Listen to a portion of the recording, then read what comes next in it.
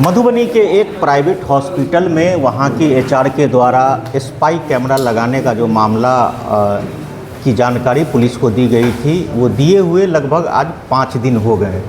5 दिन के अंदर पुलिस के द्वारा वहां कार्रवाई नहीं किए जाने से पीड़िता इतनी दुखी है कि वो अब सीधे समाहरणालय के सामने अमरण अनशन और आत्मदाह करने की बात कह रही है। हमने जो उनसे आज बातचीत की है, चूँकि पहली बार मीडिया के सामने वो आई हैं और उन्होंने अपना दुख इजहार किया है। अब देखने वाली बात ये होगी कि पुलिस की जांच अब तक कहाँ तक पहुँची है। और इस पूरे प्रकरण में एक चीज़ मैं और आपको बता दूं कि इस पूरे प्रकरण में अस्पताल के तरफ से या अस्पताल प्रबंधक की ओर से किसी तरह की कोई बात मीडिया को नहीं कही जा रही है। फ़िलहाल हम लोग जो लड़की जो आवेदक है उनकी ही बात आप तक पहुंचा रहे हैं। अगर डॉक्टर के तरफ से कोई बात होगी वो बात भी आपको बताई जाएगी। क्या मामला उस दिन आपके साथ उस हॉस्पिटल में हुआ था और इन सब चीज़ों को लेकर के आप 5 दिन के बाद मीडिया के सामने आई हैं, क्योंकि आप 3 साल से वहाँ कार्यरत थी एज ए एचआर मैनेजर, और मेरे हिसाब से एचआर के हाथ में किसी भी संस्था का सारा कुछ होता है। आखिर इतना दिन क्यों छुपा रहा था? मैं जब अस्पताल में ऑन ड्यूटी थी और जब चेंजिंग रूम से होते हुए जो लेबर रूम का रास्ता जाता है वहाँ वॉश बेसिन में मैं हाथ धोने के लिए गई और दीवार पे मुझे लगा हुआ देखा बल्ब के होल्डर में स्पाई कैमरा जैसा, और उसको जब मैंने नीचे उतरवाया तो उसमें टेप से चिपका हुआ अंदर में था कैमरा। और मैंने जो अस्पताल के प्रबंधक हैं उनको भी मैंने ये सूचना दी कि ऐसा ऐसा लगा हुआ है, इसके बारे में आपका क्या कहना है। और उनके तीनों भाइयों से भी मैंने पूछताछ की। मैंने अपना विरोध जताया कि वहाँ पे सारे स्टाफ चेंज करती हैं, कपड़े चेंज करती हैं, जो भी डिलीवरी वाले पेशेंट हैं उनका जो भी गायनिक प्रोसीजर होता है, आप लोग समझ सकते हैं कि किस टाइप से होता होगा वहाँ पे। तो उस जगह पे ये लगाने का क्या मतलब बनता है? जब मैंने इस पे विरोध जताया तो उन लोगों ने सबसे पहले जिस स्टाफ से मैंने कैमरा निकलवाया था, जो मेरा सहयोगी था, क्योंकि मेरे साथ साथ वो भी इस बात पे विरोध जता रहा था कि किसी भी लड़की का प्राइवेसी को इस तरीके से ये करना, देखना या वीडियो रिकॉर्ड करना बहुत ही ज़्यादा गलत है। पहले तो उन्होंने उससे मारपीट करके उससे जबरन त्यागपत्र लिखवा के उसको भगा दिया वहाँ से। फिर मुझे कमरे में चारों भाई, डॉक्टर गगन कुमार गिरी, उनके तीनों भाई ललन कुमार गिरी, सज्जन कुमार गिरी और मदन कुमार गिरी, सभी ने मिलकर मुझे कमरे में बंद करके कैमरा को मिटाने के लिए, मुझे जान से मारने के लिए, मुझे वीडियो दिखाकर बहुत सारी बातें हुई। ये सारी चीज़ें मैंने जाकर, आप समझ सकते हैं किसी लड़की के साथ अगर इस तरीके की कोई भी घटना हो तो उसके लिए कितना ही मुश्किल हो सकता है किसी को बताना या किसी को भी। अपने परिवार को जब मैंने बताई, क्योंकि मैं हर छोटी छोटी बातें कुछ भी अपने परिवार से, जब मैंने एक घर आके किसी भी तरह जान बचाकर जब मैं निकली, मैंने घर में बताया, तो मुझे 2 दिन का समय लगा इस बात से उभरने के लिए कि मेरे साथ वहाँ जो घटना हुआ। जब मैंने 30 जुलाई को पुलिस कंप्लेन किया, एफआईआर दर्ज करवाया मैंने, वहाँ पे जब वो लोग रेड करने के लिए गए तो वो लोग वहाँ पे से सारा डीवीआर, सीसीटीवी का मॉनिटर सब कुछ लेके उखाड़ के वहाँ से भाग चुके थे। आज इतने दिनों बीतने के बाद भी पुलिस प्रशासन की तरफ से किसी भी तरह का कोई भी कार्रवाई नहीं हुआ। एसपी सर की तरफ से हमें ये भी कहा गया था कि वो अस्पताल को हमने सीज कर दिया है, पर ऐसा कुछ भी नहीं हुआ है। इसीलिए मैं आज सामने आकर खुद इस चीज़ को कह रही हूँ कि इतनी बड़ी घटना होने के बाद भी मैं हिम्मत करके आगे आके मैंने कहा है, पर उस बात का कोई भी अभी तक कोई भी एक्शन नहीं लिया गया है। अगर ऐसा ही हुआ, वो सारे मेरी ज़िंदगी कितनी मुश्किल हो गई है, मैं आपको घर से निकलना मेरा मुश्किल हो गया। आस पड़ोस के लोग सब इकट्ठा रहते हैं, जमा रहते हैं, सारी चीज़ों को पूछने के लिए या कहने के लिए कितने लोगों को मैं बताऊं, मेरे लिए कितना मुश्किल है, मैं शायद आपको कभी एक्सप्लेन नहीं कर सकती हूँ। अभी भी किसी तरह की कार्रवाई, अभी तक वो लोग भागे हुए हैं, अभी तक ना पकड़े गए हैं, कुछ भी नहीं हुआ है। आज बस मैं आप सभी से विनती करने के लिए आई हूँ, क्योंकि मेरे पास ना पैसा है, ना ही कोई ऐसा सपोर्ट है जिसकी वजह से मैं इस चीज़ को लेके कुछ भी कर सकूँ। उनके पास पैसा है, वो लोग बड़े लोग हैं, मैं वहाँ पे कुछ भी नहीं हूँ। और जहाँ तक बात रही मेरी, इन सारी चीज़ों को उजागर करने के बाद मुझ पर जो लांछन लगाए जा रहे हैं कि मुझे वहाँ से अस्पताल से निकाला गया, इसकी वजह से मैंने ऐसा किया है। मैंने 2024 से लेके 25 में ये घटना होने तक के बीच में मैंने 3 बार अपना रेजिग्नेशन लेटर दिया कि मुझे वहाँ से वो किसी भी तरह मुझे वहाँ से विदा कर दे, पर उन्होंने ऐसा नहीं किया, मुझे जाने नहीं दिया, चाहे उनका रीज़न या मकसद कुछ भी हुआ हो। मैं बस आप लोगों से ये कहना चाहती हूँ कि अगर 24 घंटे के अंदर पुलिस प्रशासन की तरफ से कोई भी कार्रवाई नहीं हुई डॉक्टर के ऊपर या अस्पताल के ऊपर, अस्पताल को ना सील किया गया है, ना कुछ भी किया गया, ना डॉक्टर को अभी तक पकड़ा गया है, अगर नहीं हुआ तो मैं अनशन पे बैठूंगी, और अगर उससे भी नहीं हुआ तो मैं आत्मदाह कर लूँगी, क्योंकि मेरे पास मेरी इज्जत से ज़्यादा बड़ी चीज़ कुछ भी नहीं है। आज मेरे परिवार वाले मेरे साथ नहीं होते तो मेरे पास आत्महत्या करने के अलावा कोई भी रास्ता नहीं बचता।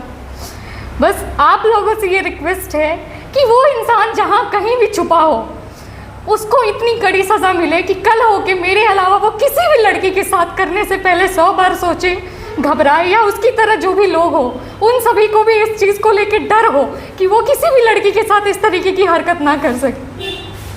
थोड़ा सा पीछे चले फ्लैशबैक में।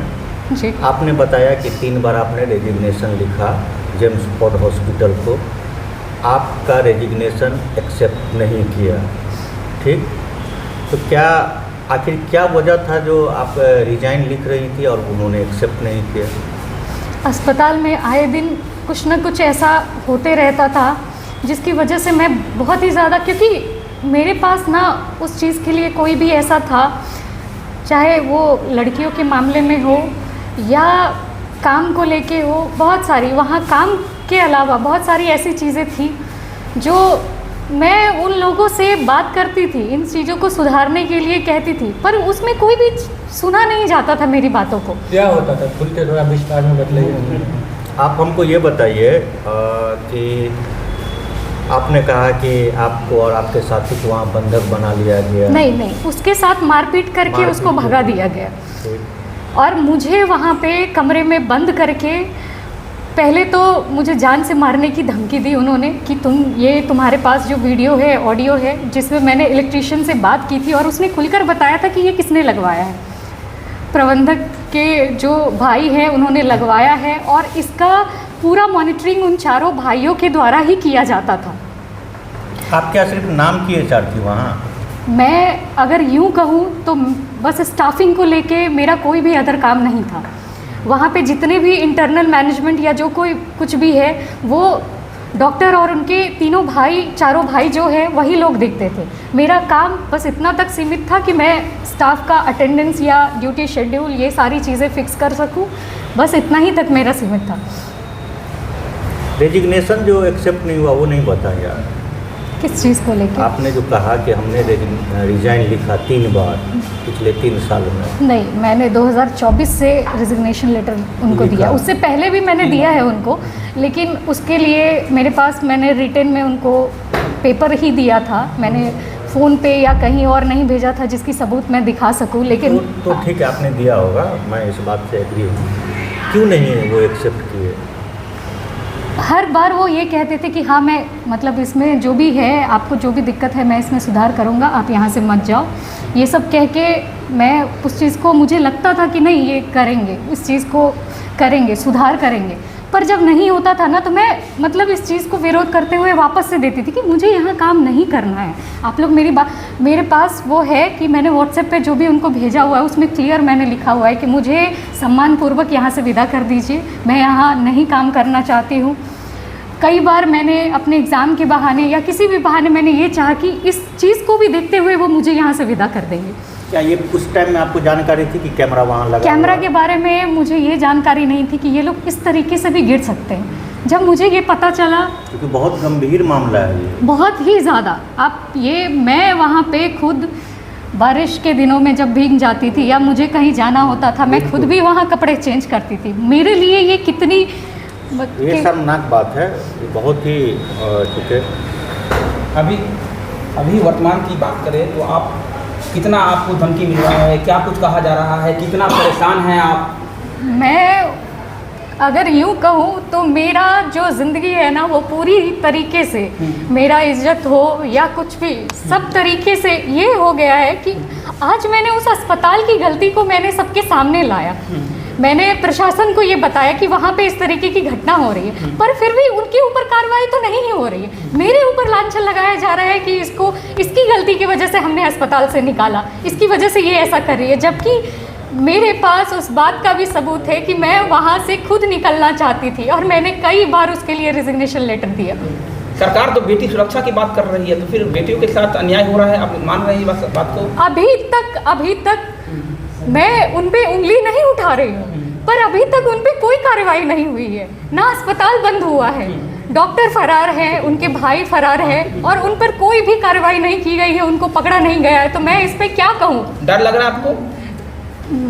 बता नहीं सकती कि मुझे कितना डर लगता है। मैं घर से बाहर नहीं निकल सकती हूँ, किसी भी चीज़ के लिए मुझे घर, अपने ही घर में अब डर लगता है कि कहाँ किधर से हो, क्योंकि उन्होंने मुझे जान से मारने के लिए कई बार मुझे धमकाया।